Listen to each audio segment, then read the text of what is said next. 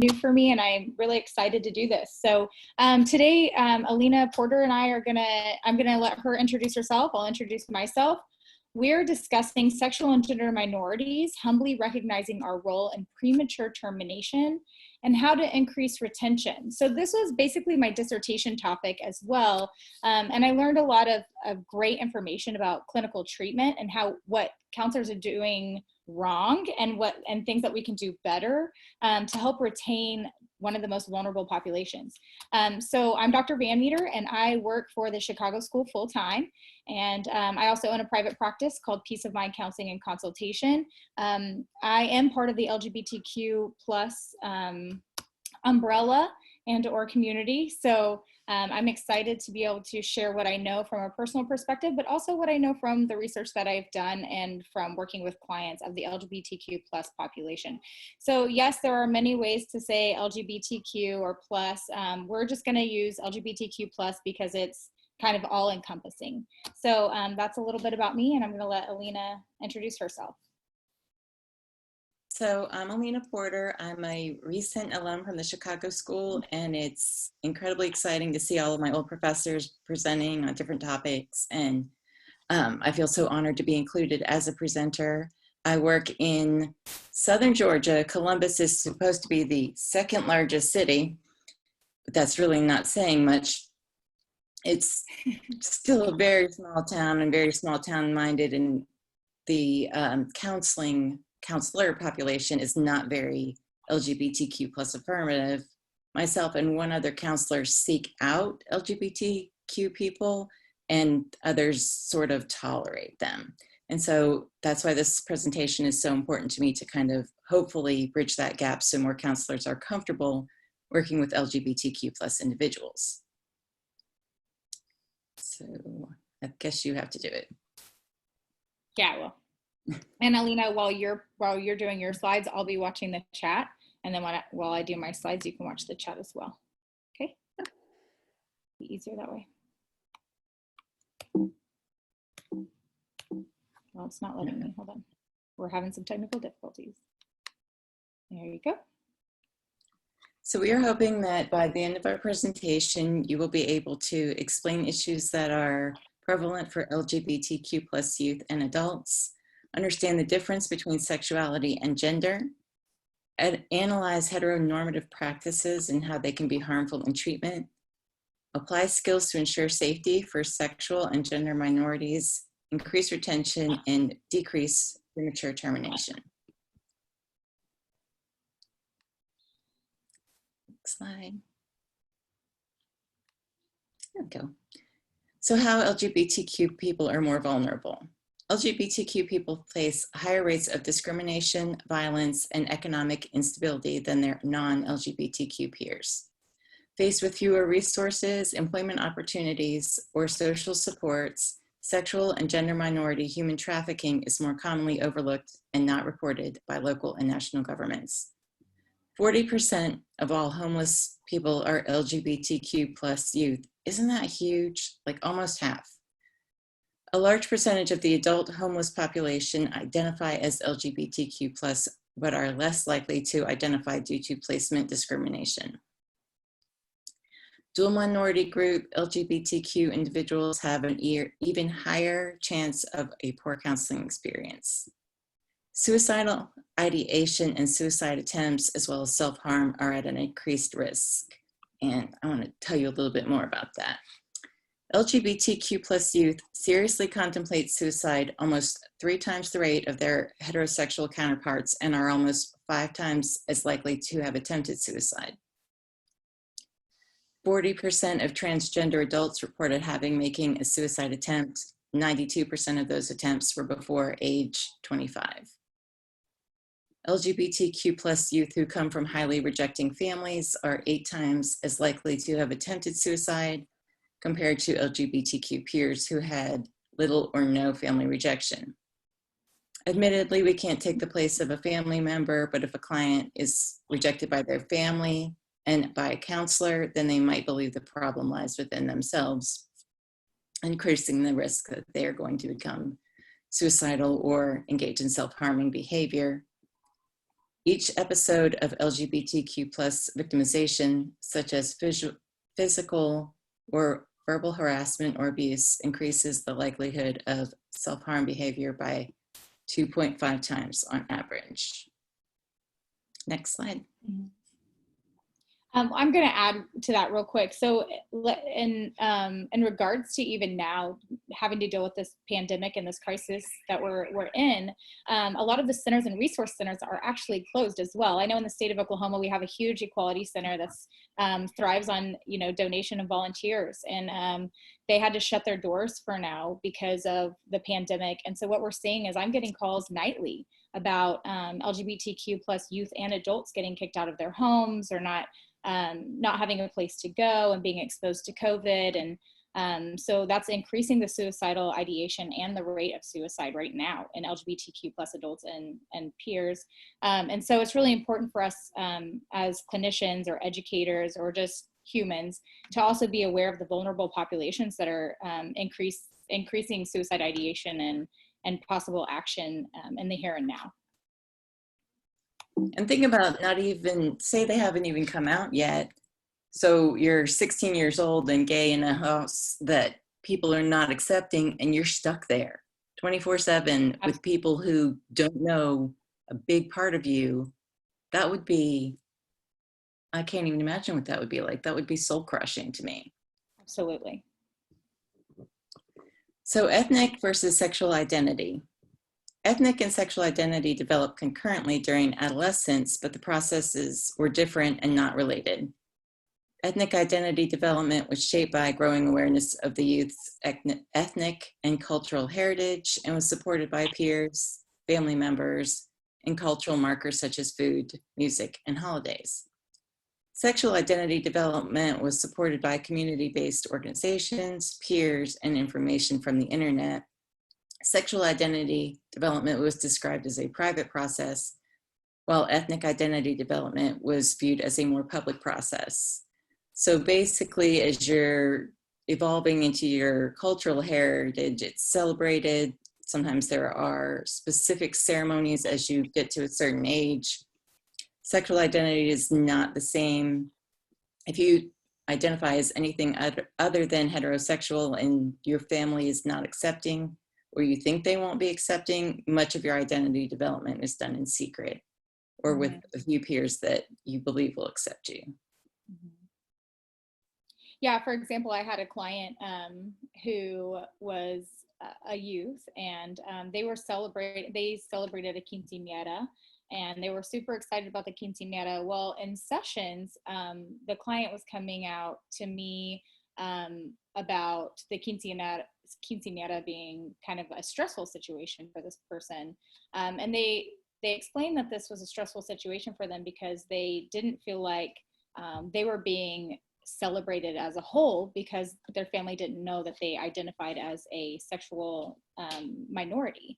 And so while this person was able to celebrate her ethnicity, she was unable to celebrate her what she felt like as being whole. So I wanted to share that too, because that's something I think that we as our Western practice, we don't really recognize and take note of. So this is adorable. There's a gingerbread person that's out there that does basically the same description, but this demonstrates the difference between gender identity, gender expression, sex assigned at birth, physical attractiveness, or physically attracted to and emotionally attracted to. And yes, you can be physically attracted to a gender that you're not emotionally attracted to, and vice versa.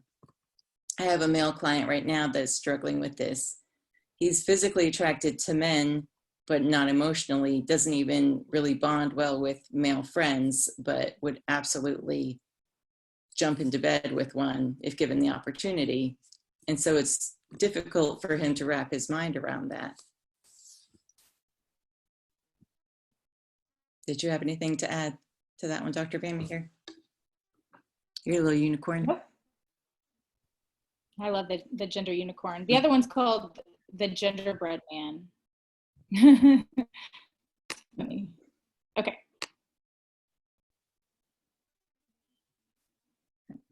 Is it not working? Yeah, it's there. Can you see it? Okay. Yep, I got it now. It might have been my I think yours is connection. just a little delayed. Yeah, I think it's a little delayed.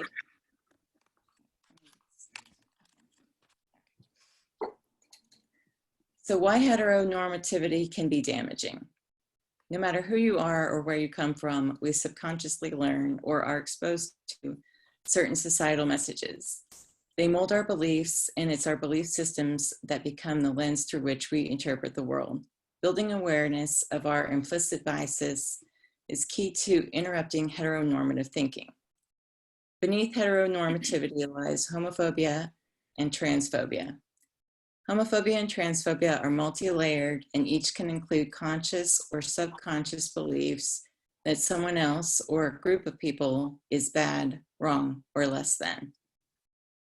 Biological sex, sexual orientation, gender identity, and gender expression cannot be equated. This is vitally important to understand when dealing with youth.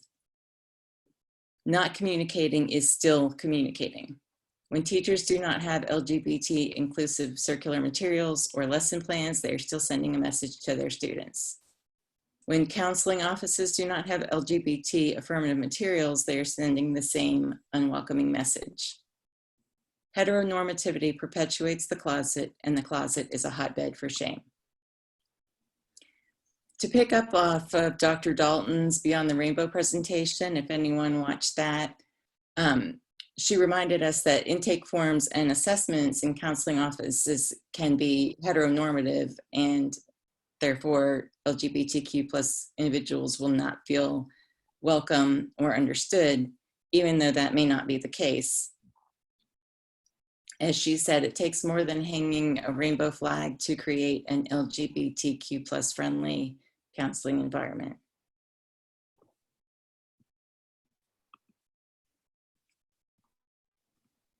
Yeah, and it's important to think back of even your education, if you're a clinician or if you're an educator or if you're in any other profession, think about your education as well. What perspectives did they come from? Anything other than a heteronormativity perspective?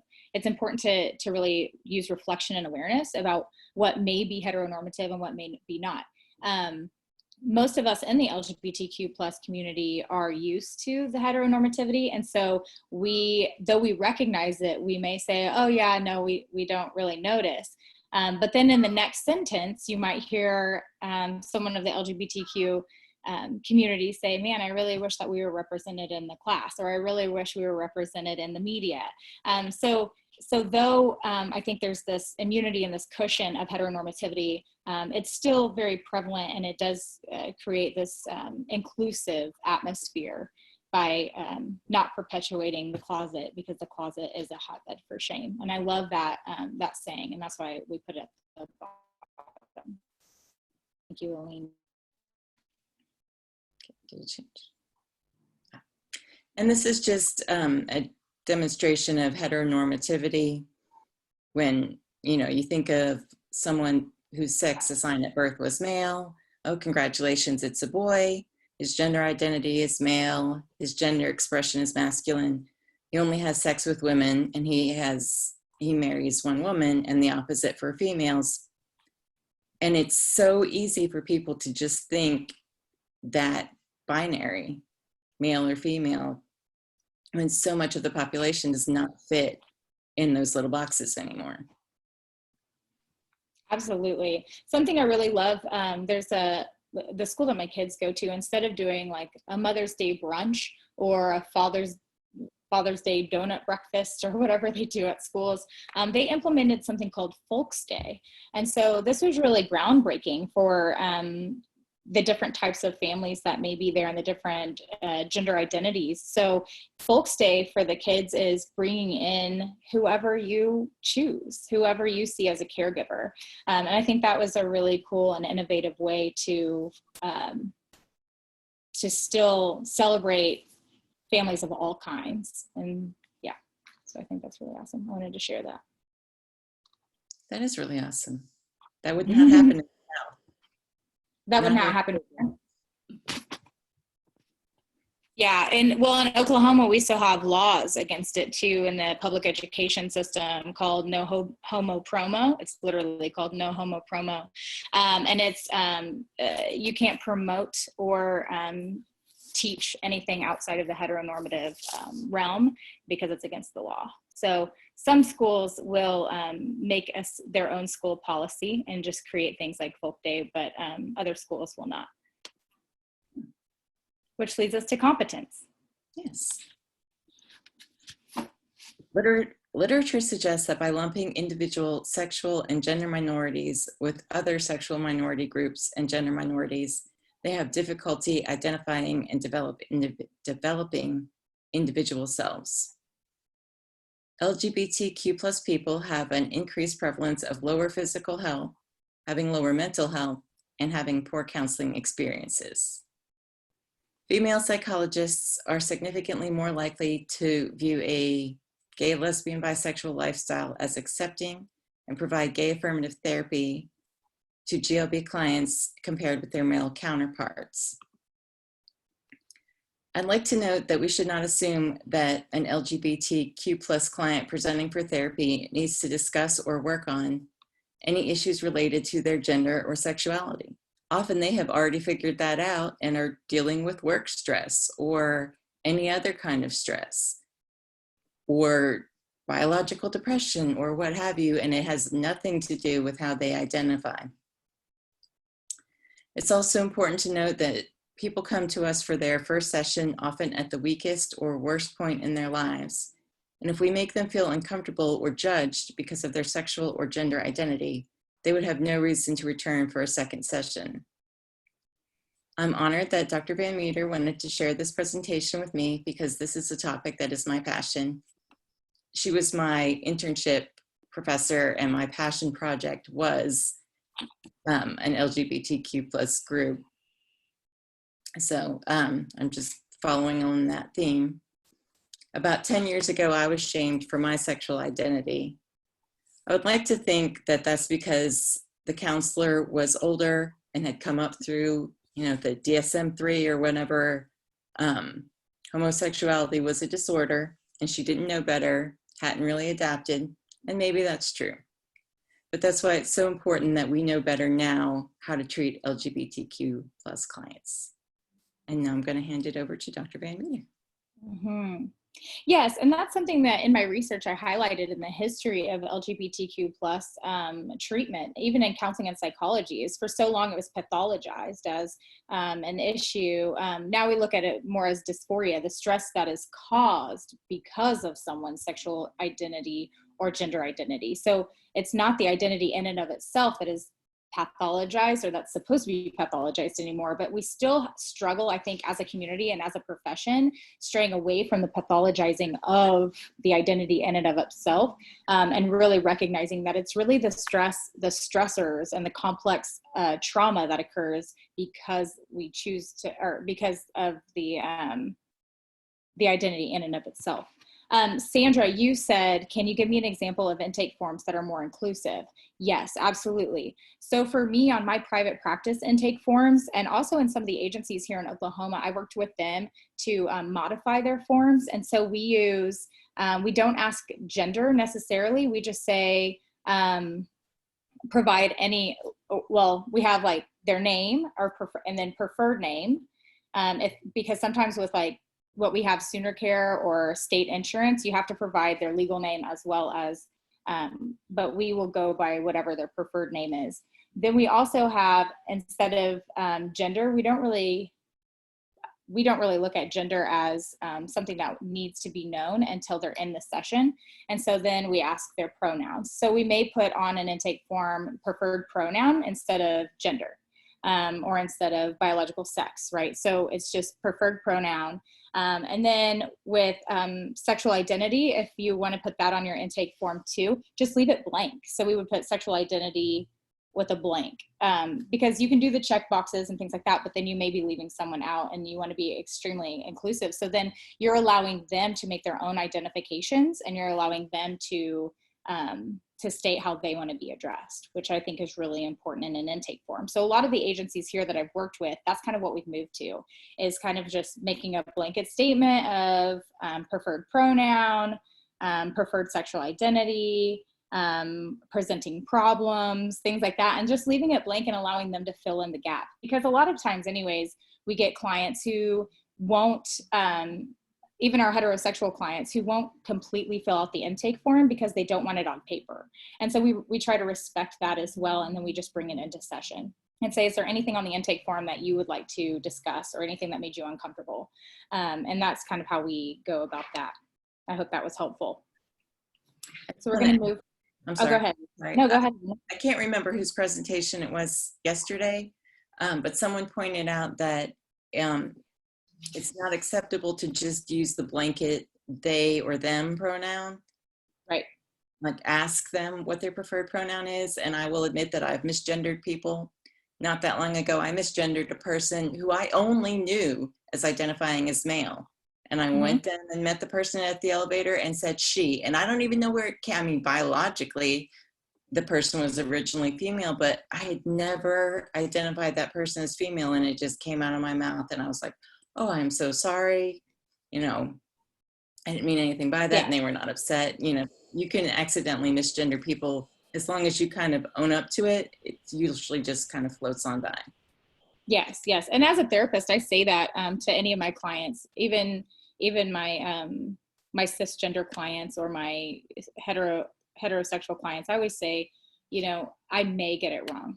I may accidentally use the wrong pronoun, or I may do this, and I'm human. And so this is a place where we can practice grace, because you're also teaching them to model grace to other people that may make mistakes as well as themselves. And so I think it's really important to have that transparency and authenticity with your clients, or your students even, and say, you know, I may get this wrong because I'm learning too. And I think that's really important because it also models that their families or they can teach them grace and say, it's okay, you know, my counselor gets it wrong sometimes, but there's grace there and we're going to work through that together. And it becomes a journey together instead of feeling scapegoated or separated. So now we're going to go to recommendations. So I know these slides have a lot of information on them. These recommendations and everything that we're about to go through are based off of the research that I did for my dissertation. My dissertation was the lived experiences of lesbian and gay clients who terminated counseling prematurely. I found that it was really important to focus on this population, not because I am part of the population. I actually was looking at all marginalized communities, but what I saw was there was a huge gap in the research based on sexual minorities and gender minorities, but I had to hone in and specify which one. So I chose to do lesbian and gay, but this, after speaking to also transgender clients and transgender soon-to-be participants, I'm going to expand my study. This is accurate for them too. So the first recommendation is that we should continue to practice awareness of personal experiences. And that means our own personal experiences in treatment as a counselor, as an educator, just as a person in general. And you can use these just in any facet of your life. So be aware of your own personal experiences and how those play a role in how you're treating someone or how you're understanding someone. Implicit and explicit bias, of course, microaggressions. So just like any other marginalized community, the LGBTQ plus community are extremely sensitive to microaggressions. So what one may not view as condescending or contempt, your LGBTQ plus clients and or students or people will catch those facial expressions and those microaggressions. Also transparency. Be aware of your transparency. Like we talked about in the last slide, being transparent with my clients about, I'm going to make mistakes. I'm human, I make mistakes, and please call me on those mistakes. And creating that transparency in your relationship with that person is really important. And then comfortability working through relationship norms. Sometimes I hear, especially my supervisees or some of my students that are super uncomfortable with talking about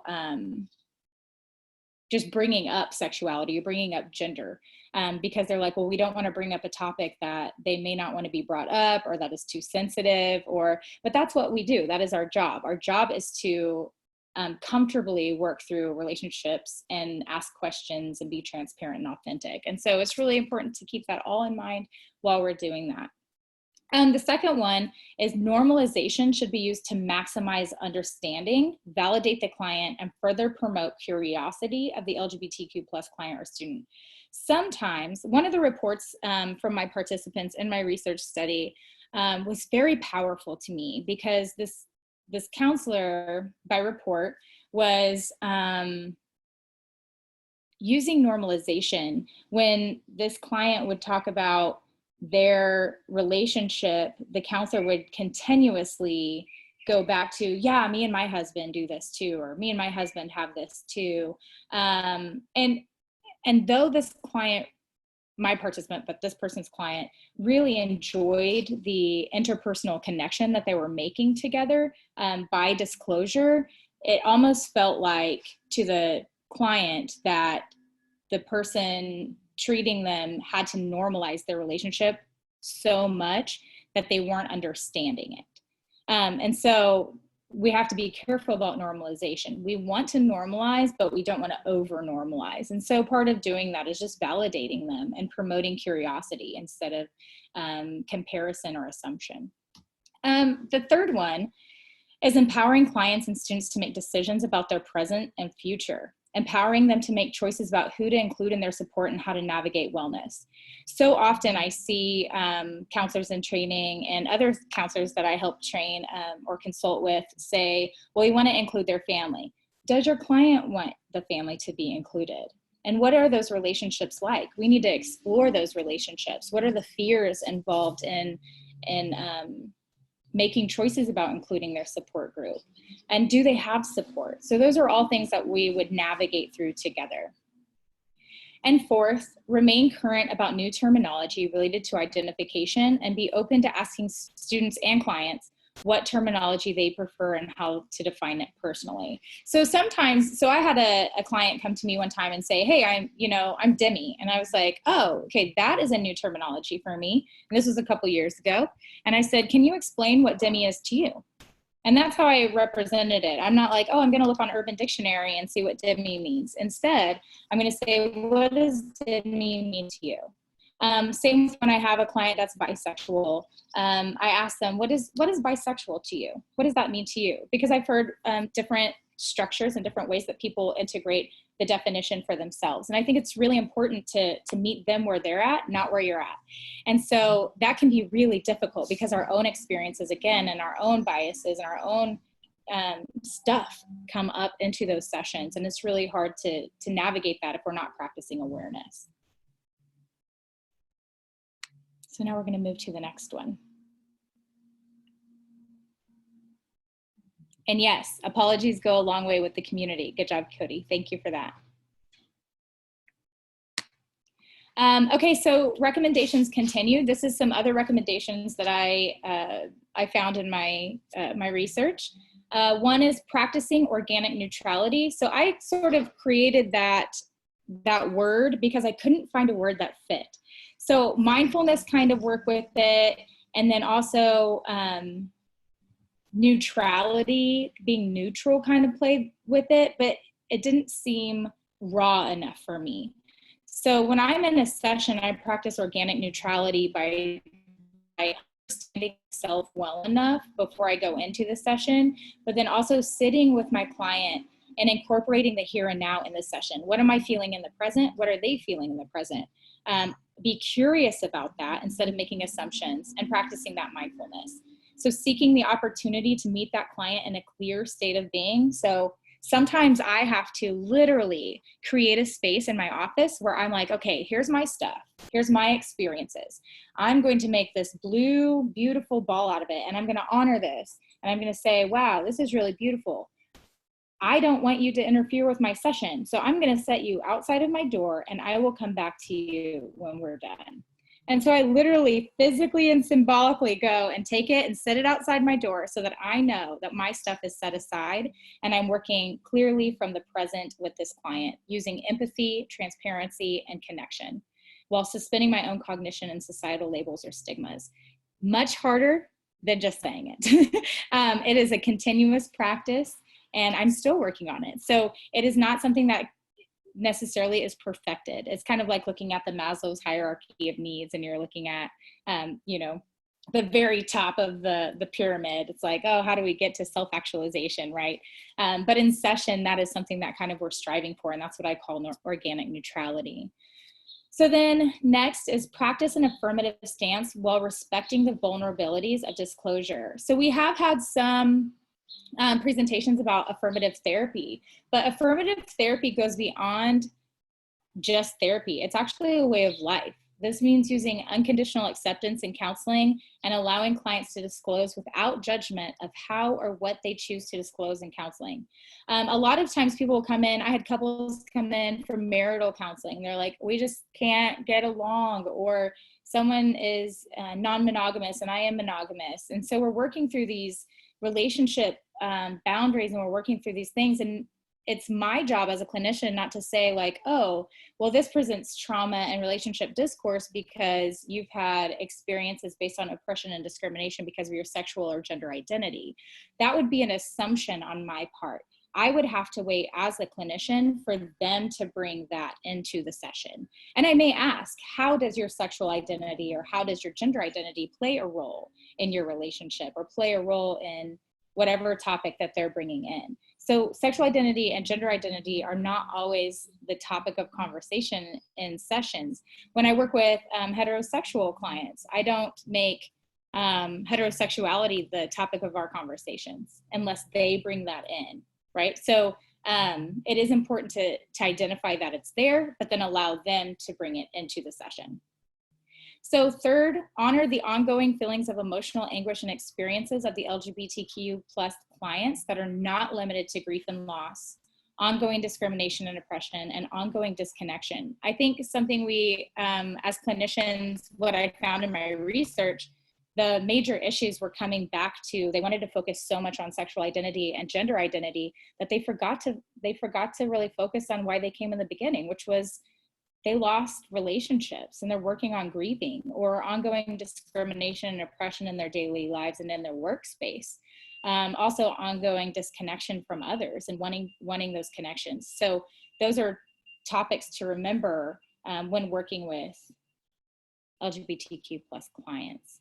And I hope I'm not going too fast for you guys, but we have limited time and I have a lot of great information for you. So I'm trying to get it through. Alena, if you'll continue just to check the chat, that would be very helpful. Thank you. And if you want to add anything too, Alena. Okay, thank you. So what I found in my research, these are the 4 major themes that I found in my research. 1, the therapeutic alliance, of course, is most important. That's across the board in the research. You can find, it is so saturated in the research that you can see it everywhere. A therapeutic alliance can help with recovery if there is any issues in that relationship. So I had a client who came to me and did not know that I was married to a female. And one of my biggest fears as a counselor was, what if my clients come and they find out that I'm gay? Like, will they devalue my education? Will they think that I don't know what I'm talking about? Will they respect me? These are all fears that I've had clients have as well come in. And so I build a relationship first and foremost with my clients, whether they're heterosexual, non-heterosexual, binary, cisgender, or a different gender identity. It's always about building that relationship first and foremost. So in this session one time I had, I was treating this young adult who was non-binary and of a different sexual orientation. And the parent was really having difficulty understanding my client. So this parent asked, can I come in and see you a few times with my child's permission?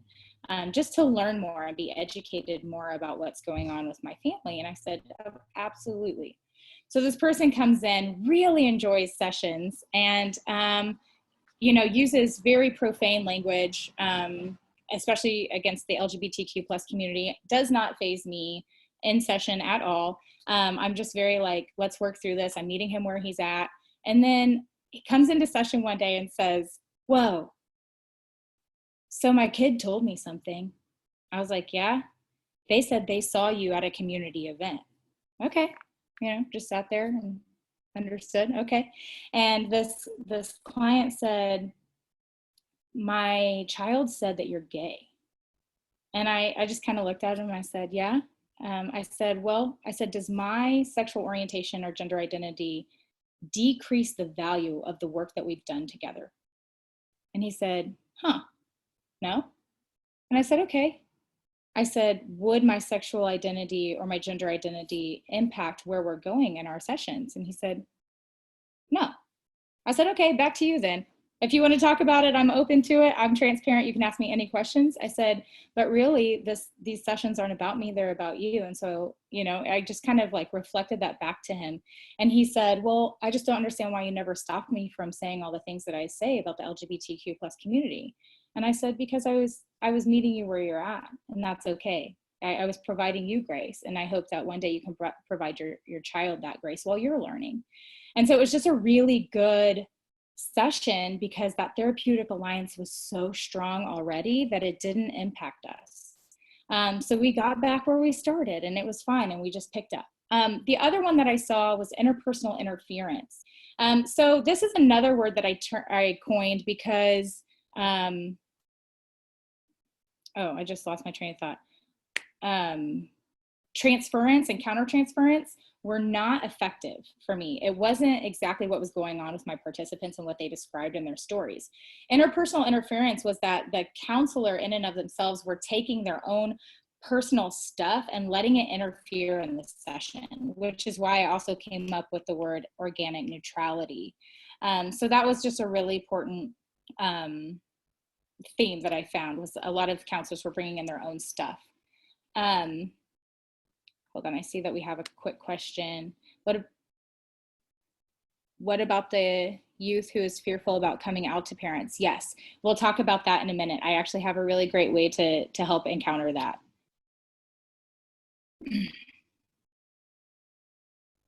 And thank you, Desireen. I love you. Okay, so then ethical boundaries and imposition of values. So that was the third theme that I found throughout my study. And so a lot of clinicians were actually not practicing very ethically, and they were imposing their values on their clients. And so I'm going to share with you a quick story. I want to make sure we have time. Yes, a quick story that was shared with me from a participant. That's, at first when I started this research, I was like, there's no way that ethics is going to be an issue. Counselors are pretty ethical, like at least the ones that I've encountered. And so one of my participants happened to be a social worker themselves and was really excited that I was about to give them a voice in research. And so they told me that they had been going to their counselor who identified as a psychologist for over a year, and they had a great relationship. Well, the client or the participant said that they went into the session and stated that they were having feelings for their counselor and thought that that was a good space for them to explore that. Being a social worker, that's what they were taught. And the counselor got really uncomfortable and started having someone wait in the waiting room during their sessions. They never discussed what went on in that session. And then the client started having some major panic disorders and anxiety within the sessions. And so the client had to remove themselves from the session at one point due to a panic attack because they felt so uncomfortable that people were waiting in the waiting room out of the psychologist's fear of this client's attraction to her. And so anyways, went to the bathroom in a public space, and the counselor followed them to the bathroom and basically accused them of doing the naughty in the bathroom in the thought of the counselor. And so that is a huge ethical dilemma and boundary. First of all, following someone in the bathroom. Secondly, not addressing something that's brought up in session. And third, imposing your values of this is wrong to have countertransference or transference, and not knowing what to do with countertransference or transference. As a clinician, it is our job to know what to do and to practice that as much as we can. So that was pretty heartbreaking, and it was really hard to hear. Fourth theme that was across the board for my participants was cultural misunderstanding or invalidation. So there were multiple misconceptions of cultural understanding, invalidation, and a lack of perceived cultural submersion or humility. So if you've ever studied or read anything about cultural humility, it's really important to understand. So there is such thing as cultural competence, which we kind of talked about before, but cultural humility and submersion is so different. And so I used cultural submersion in my my research because I believe that it's whatever community you're working with, you need to be in that community and showing advocacy. I work with a lot of clients who identify as Muslim, and the Muslim population is not as open to counseling as most. But because of my integration and submersion into their community and saying, I don't know everything, teach me, and participating in Ramadan and doing these things, that culture has now felt validated by me and will come to me for counseling. And I really appreciate that. And so it's really important to practice those things as well, because that's what we saw in the research, that wasn't being practiced. It was, you know, like Alena said earlier, Dr. Dalton said, it takes more than just a rainbow flag in your office to make someone feel comfortable and be affirmative. And that's true for every culture. That's true for every culture. So, okay. So how do we work past ourselves? There are many things that we have to work past, and we're just going to briefly go through these, but these are some things that you can practice as a clinician, as a student, as a human, that are very helpful. And I just love these little kids, so I had to put them on there. I'm a foster parent too. So we have societal scripting. We are scripted every day in society. I know my children all the time, their friends are like, well, where's your daddy? And they, you know, my daughter's just like, well, I have two mommies. Isn't that cool? But a lot of that is because we don't see that in the media. We don't see anything that represents my family that is for children or for even adults. And so it's limited representation in societal scripting that we grow up with, and that's okay. And same with gender normativity. Like one day, my son wore a pink shirt and somebody told him that he looked like a girl. And so, you know, he came home and we had to talk about that. We had to talk about gender identity and colors and societal scripting. And that's hard with a 3 and 5 year old. So those are just some things like how we're working past ourselves, just having those conversations and having those hard conversations, even outside of sessions. And then we have traditions. We all know what traditions are. Daily images that we see. Whenever I was looking up images to put on here, I put lesbian couple, gay couple, transgender, and it's amazing how much pornography popped up. And so that's the daily images that people have of the LGBTQ plus community, is that it's controversial and it's degrading and it's these things that aren't true.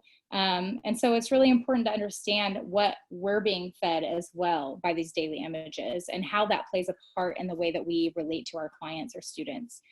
The next one is our experiences with others play a role in how we work with people. And so understanding that, working past those. Fear of loss of alignment with beliefs or personal values. I am huge on know your values and know your beliefs. You can treat someone outside of your belief system as long as you're respecting them and you understand and you're accepting of them and being present with them. You do not have to lose yourself in your sessions, but you do have to be respectful of other people and be present with them. That's our job, is not to impose our values. And so there is a fear of loss of alignment of those beliefs sometimes, especially with counselors coming up or supervisees. And we talk about that. I'm like, what are you scared of losing? What are you afraid might be compromised? And how can we keep those true to who you are and still be effective as a counselor? And then the next one is self-exploration. Always explore and always be aware of yourself and always practice massive insight. Okay, so we have 2 slides of final counseling tips. Again, I'm sorry for the loaded words, but I wanted to give you all the information I could since we're going to be sharing the PowerPoint. I didn't want to just leave bullet points. So 1, address the topic of feeling split. This I have found in my research and also with my clients to be so important. Even just saying, wow, so you feel split. I mean, this could be about relationships. This could be about internal self. This could be about external self. This could be about a lot of things, but the word split hits them and they're like, yes, split. It doesn't sound like a feeling word, but it is. And then take a moment to consider the pressures thrust upon parents, clients, or students who are in the spotlight because of their minority status as LGBTQ plus individuals. We always joke, me and my spouse always joke about being the token lesbians in the neighborhoods, because we typically are. And so though it's funny to us, we are still very sensitive and empathic to those who are of a minority status and are spotlighted because of that, right? And so take a moment to consider the pressure that comes along with that. It's like, oh, people think I'm representing a whole population. And that's not true. So I always have to also say that I don't represent the whole population, but I can represent myself. Also think about how an individual might have to grieve the loss of a life image they've created for a child or for themselves. Oftentimes, our kids are born or we're born and we have this image of, I know for my parents, they had this wonderful image of me, like this big white wedding and getting married to, I don't know, a man, preferably to them. And so I had to allow them the space and work with them through the grieving process of, your life image of me is going to change and that's okay. And I'm going to sit and I'm going to be on that journey with you. Luckily, I had understood that from a young age. But I did wait. I did wait to tell my parents until I was 20 because I feared the loss and the grieving. And so it's important to work with our clients through those life images and helping create that for that family. Is like, it may look different, but it's not scary. And I have an excerpt that I want to read you later if we have time. So 4, leave your expectations and judgments at the door. Pretty straightforward. 5, never assume a level of dysfunction in the family. It is not always that there's an issue within the family, says Patton 2016, and he's amazing. He does research on LGBTQ plus stuff all the time. They might be coping with the stress of the environment and people not being ready to accept them. So a lot of times family stress isn't always because there's an issue. It's just because we're coping. So for example, my kids going to public school is really stressful for me. People are like, just put them in public school. It's great. You live in a great community. And it's privilege. You're right. It is privilege. But my struggle is, what if somebody doesn't let my kids spend the night because of my identity? Or what if I'm not invited or their kids can't stay the night at my house? I'm constantly coping with the stress of the environment. And so are my clients. And so it's really important to focus on that and to understand that as well. It's not necessarily an issue in a family, it's coping. So then 6, recognize self-protection instead of traditional confrontation. Despite almost all LGBTQ plus saying that they anticipate marginalization, but hadn't noticed it much, in the next breath, they will most likely share experiences of overt discrimination and isolation. And sometimes those things need to be pointed out, like, whoa, whoa, whoa. I know that that's normal to you and you're used to it, but let's talk about that. Let's talk about what happens in your body after that works. There are somatic symptoms that occur. And then 7, don't forget the topic of religion and spirituality. Just because someone identifies as LGBTQ plus does not mean they are not religious or spiritual. It is usually a huge part of their lives, especially depending on geographical area and how they grew up, family tradition, etc. It's really, really important to not stray away from talking about religion and spirituality in sessions and allow them to bring it in. Or sometimes I ask them, do you practice religion or spirituality? Would you like to bring that into session? I'm comfortable with that if you are. And I allow them to navigate that. And then if I don't know much about it, I say, wow, I'm really gonna go educate myself on this and bring that into session as well. And then working with families. Ask about what it was like for them when they or their child identified as whole instead of coming out, or what it was like for them when they became whole. So I worked with a family and one of the parents was really struggling with, why are we celebrating sexuality or gender? Why are we doing that? Like, we don't celebrate that I'm straight. And that's kind of the conversation. I said, well, we're not celebrating that. Let's look at it differently. And this parent was like, okay, how are we gonna look at it? And I said, let's look at it as, now your child can feel whole and doesn't feel like they're just giving you a piece of themselves. They're giving you all of themselves.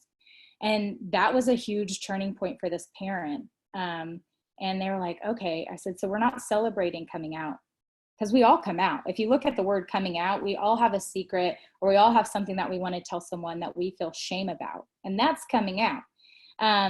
But feeling whole is very different.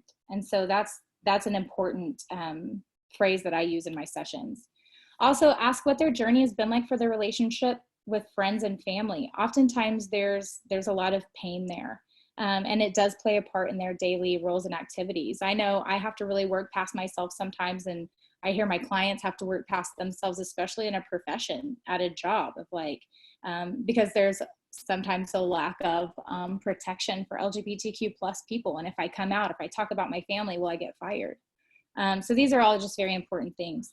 And then understand that the loss of important relationships also encourage fear of complete trust and vulnerability. You as a counselor, mentor, and instructor, you may be amazing, and there still may be fears of complete disclosure. So be open to addressing your internal bias and oppression and understanding your own microaggressions. Have resources available if you need them, or have someone you can call or text. I always tell my counselors that I work with or my students, please contact me anytime. I've had a lot of contacts in the last week about someone that's homeless. They just got kicked out of their house, and it's during COVID, and they need a place to stay. And so, like, reach out to whoever you can so we can help. So one more thing. Okay, I'm going to read this to you, and then I'm going to leave you with this, and we can ask questions. Maybe. Okay, so I thought this was really beautiful, and I wanted to share it. When you're going to have a baby, it's like planning a fabulous trip to Italy. You buy a bunch of guidebooks and make your wonderful plans. The Colosseum, the Michelangelo, the David, the gondolas in Venice. It's all so exciting. After months of eager anticipation, the day finally arrives. You pack your bags and off you go. Several hours later, the plane lands. The stewardess comes in and says, "Welcome to Holland." Holland? What do you mean Holland? I signed up for Italy. I'm supposed to be in Italy. All my life, I've dreamed of going to Italy, but there's been a change in the flight plan. You've landed in Holland, and there you must stay. The important thing is that they haven't taken you to a horrible, disgusting place. It's just different. It's a different place.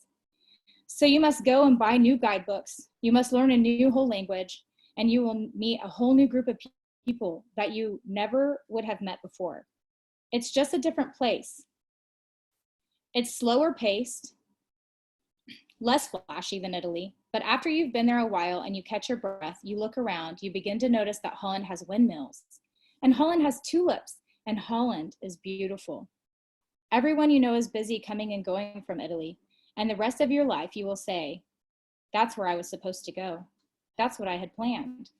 But if you spend your life mourning the fact that you didn't get to go to Italy, you may never be free to enjoy the very special and the very lovely things about Holland. All right, so now we welcome questions and comments. I'm going to let you answer the question about feeling split, since that was yours. And then if there's time, I'd like to describe like my personal, how I identified as being not my whole self. Okay, wonderful.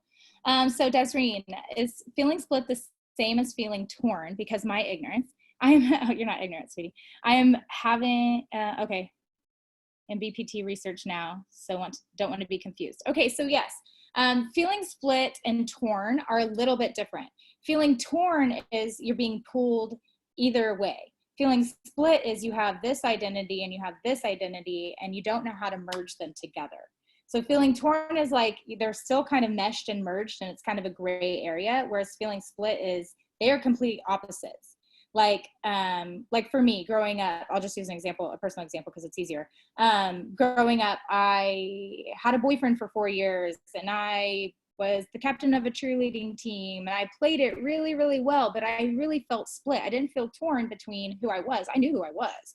That wasn't a problem. I felt split because I couldn't be who I was around the people I loved because of fear of rejection. And so being torn is still like, okay, I know this is here and I have to deal with it. Being split is, this is working for me. I don't have to deal with it, but I know this is here. So I'm two different people. Should I merge them and be torn? Okay, I hope that's helpful. That's how I view it, at least. Alena, do you have any insight into that?